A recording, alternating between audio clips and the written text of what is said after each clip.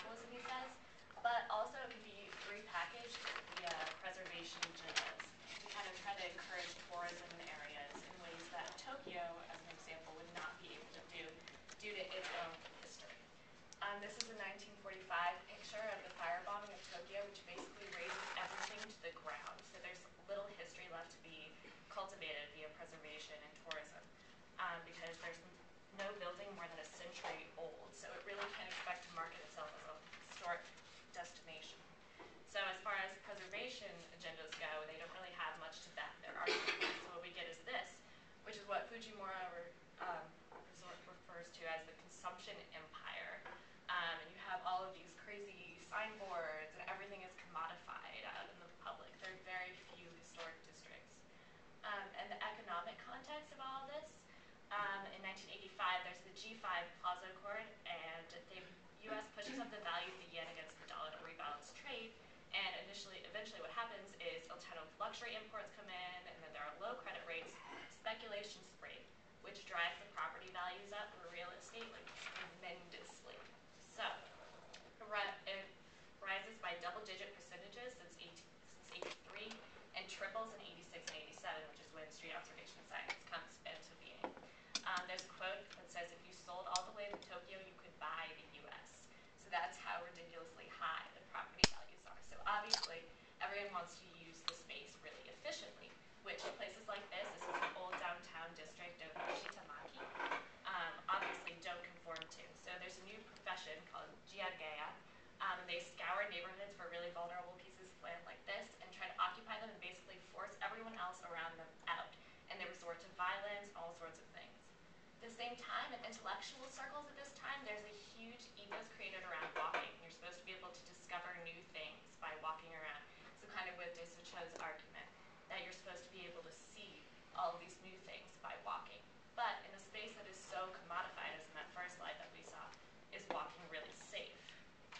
When you're under all these forces of manipulation, like this is the Cebu department store that he talks about, and they had actually organized sociological research to try to figure out like a mental map of the consumer to force them more into their stores. So really, are you safe walking these streets from capital consumerism? Probably not. So Akasawa Genpei and Fujimura Terunobu are two people who were walkers of the city. The first is an artist, the second an architecture historian. And they start the street observations, the science of street observation in 1987 to find like inexplicable protuberances and cavities, and they name it Tomasan hunting. So these things are supposed to be like basically useless, uncommodifiable objects, and they place them under properties as buken. This is a stairwell that leads to nowhere. Obviously, it's completely useless, but they find something inspiring that they need to chronicle and photograph and keep. This is a girl who's very excited about hers.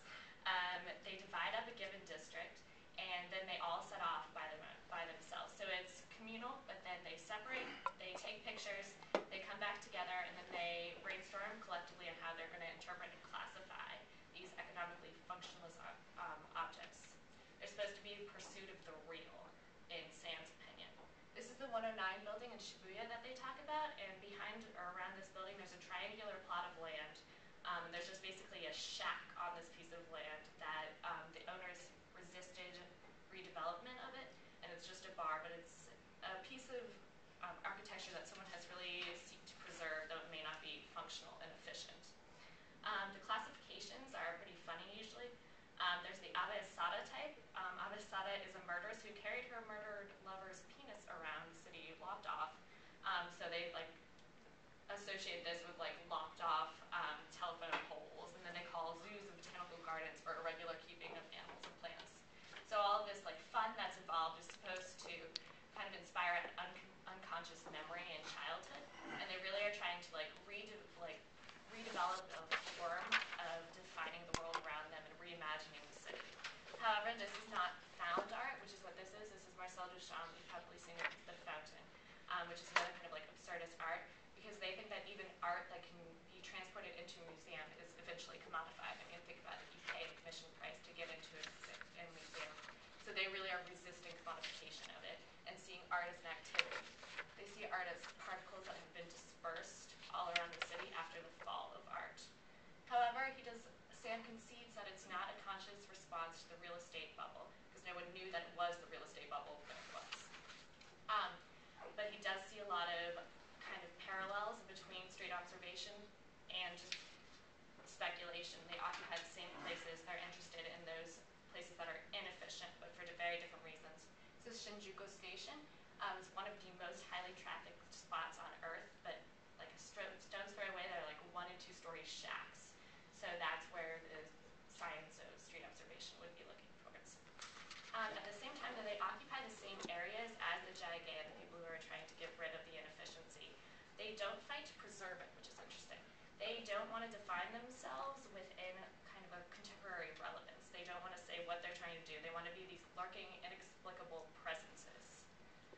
So my questions for you all are the street observationists jesters dancing at a funeral, which is what Sand posits at one point. It's a celebration of a phenomenon, but refusal to preserve it, socially irresponsible or morally reprehensible. Does street observation science rob the urbanite of his or her necessary self-defense